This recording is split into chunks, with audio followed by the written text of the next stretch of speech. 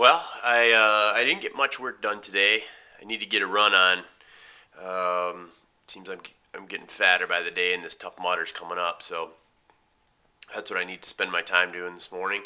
But I did spend a few minutes trying to get this boat shimmied in a way that I could get the garage door down and still get the boat in the garage. So I kind of shimmied it back and forth, back and forth.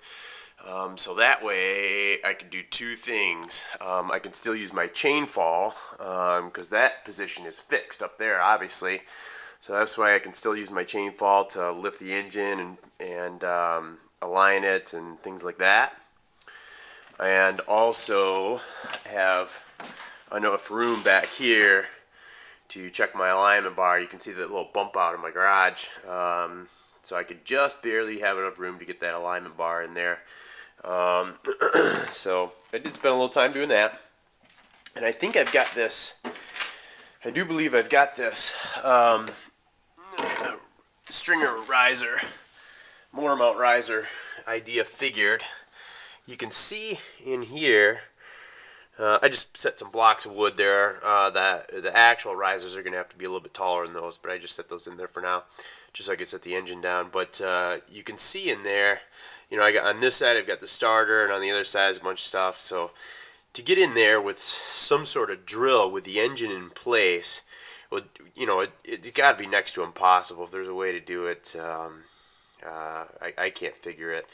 So the short and long of it is, I'm gonna have to pick this engine up again and get it out of the way so I can do some things. But I think my plan kind of goes like this. I'll get the engine aligned as best I can, so that way that'll tell me the height that I need for the stringer risers, roughly. Then I'll build the stringer risers, and I'm thinking I'll probably have some sort of blocking that I don't know, maybe comes to about clear up to here, and the same distance over there back at the stern end. So maybe a foot and a half long riser, and so I'll build a riser, epoxy and paint, and then lift the engine up just enough to slide the blocking underneath. The bottom side I'll coat with 5200, and then I'll set the engine down on it, and let the 5200 cure, so that way the piece doesn't move on me.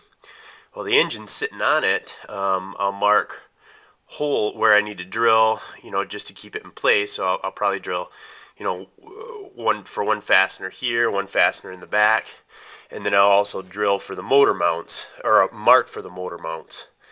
So all my marks will be in place.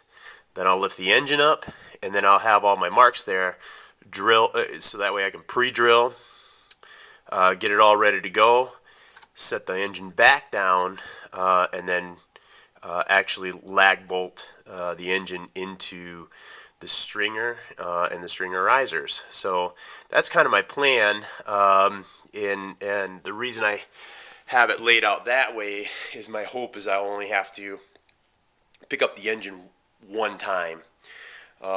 So I kind of wanted to avoid the wrestling match to get it back in place for those rear motor mounts, but it is what it is. I can see myself having that much more trouble trying to leave the engine in place and actually try to mount it. That I can see that just being a big problem. So whatever, I'll have to wrestle it again. That's fine, no big deal. But I kind of think that's the best plan from here anyway.